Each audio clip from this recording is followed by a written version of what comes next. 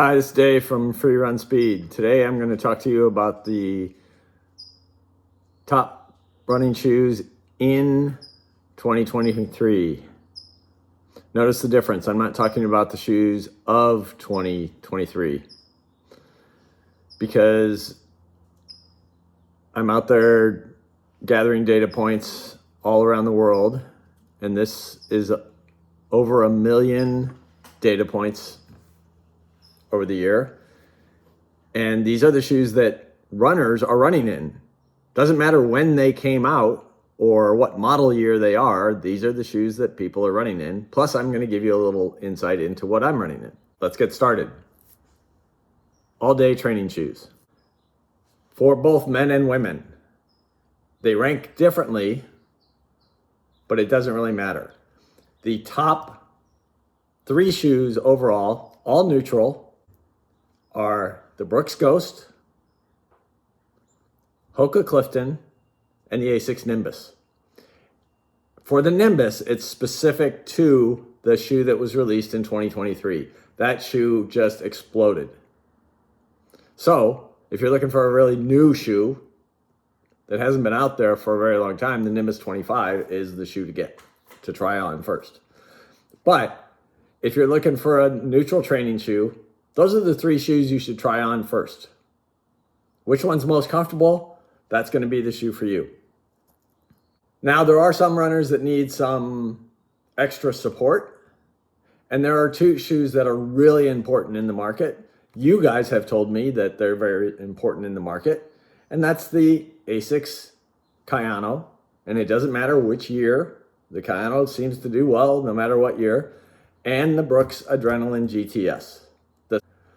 So if you are in need of a little extra support in your running, those are the first 2 shoes you should try on. That's what the runners are telling us. Okay, so that takes care of everyday training. Outside of that, it's up to your fit and feel. Now, I will tell you, my 2 favorite shoes, or at least my favorite shoe right now, it happens to be in 2 different versions, is the Saucony Triumph. This is the Triumph 21 and the RFG 21. I like them both. I interchange them on a daily basis. They've worked really well for me. I think Saucony's onto some things. And it's worth trying. If you're trying on the Brooks Ghost and you're trying on the Asics Nimbus, try on the Saucony 21, the Triumph 21, and make your decision. Now, for lightweight performance, what I think across the internet people are calling Tempo Day, but these are lightweight performance that many of you are using them on race day. There is really only one shoe right now that matters, and that is the Endorphin Speed from Saucony. Again, the year, the version doesn't really matter. The Endorphin Speed 3 shows up really well. So does the 2. So does the original. The fact is, it doesn't matter what country, what distance, the Endorphin Speed is always the top shoe, and it's not even close to all the others. Now, I will say that before the Endorphin Speed came out, and before all these super shoes came out and super foams came out, the Boston from Adidas was the top shoe. And I think this Boston, this is the latest version, is going to start to eat into what the Endorphin Speed is doing. So I think this one's going to move up the charts. Maybe the Endorphin Speed overall numbers won't go down, but it's going to take away from something. There's a new category. I'm not real sure how big this category is going to get overall or how important it's going to be overall, but I'm going to mention it. These are shoes that have super foam, a carbon plate, and a high stack. And when I go around to expos at events, I listen to the brands talk about them, and they always talk about, this is your training shoe for our race day shoe. That's how they talk about it. Is it being used that way? I don't know. But in my work, these shoes are not huge in the market. They do well, but they're not huge. But in doing well, there was only one shoe that really does well. All the others are kind of lagging behind. And that one shoe is the SC Trainer from New Balance.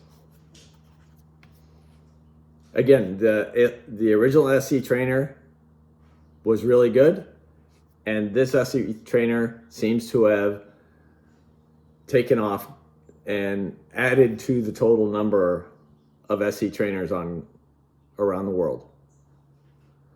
So again, I don't know where this category is going, but all the shoes, whether it's the Prime X or the SC Trainer or the Mach X, the SC Trainer is the shoe. Finally, we get to the race shoes. And this is where all the noise is. Everybody's coming out with their own super shoe. Not even coming out. They're on versions 3 and 4 of their super shoes. They're all out there. Nothing has changed since the first super shoe came out. Nothing has changed. The number one shoe is the Vaporfly Next Percent. And this is the original Next Percent. But it doesn't matter. It's the Next Percent 2, it's the Next Percent 3.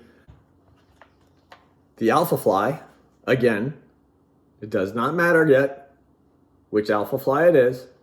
They all show up and they're all big, but the Alphafly is number 2. So Nike's got a pretty good hold on race day, go fast racing shoes.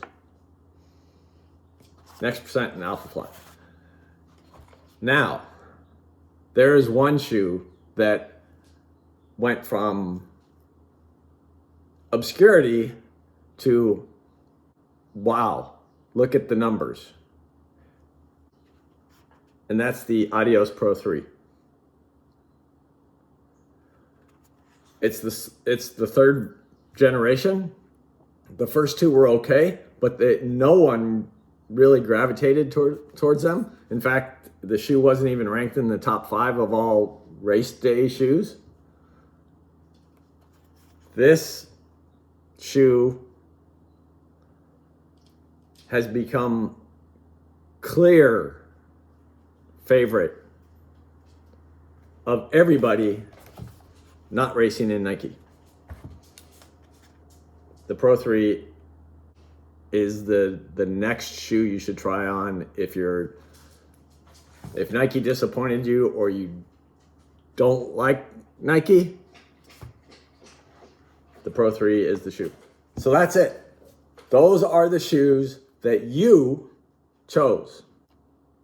I have my favorites of some of those, obviously, but it doesn't really matter what I think. It's what you guys are all choosing, men or women, across the board. These are the shoes. If you were going to open a brand new running store, these are the shoes I would put on the shelf first. Thanks a lot for watching. Maybe we'll keep this going in 2024. Everybody have a great new year. Talk to you later.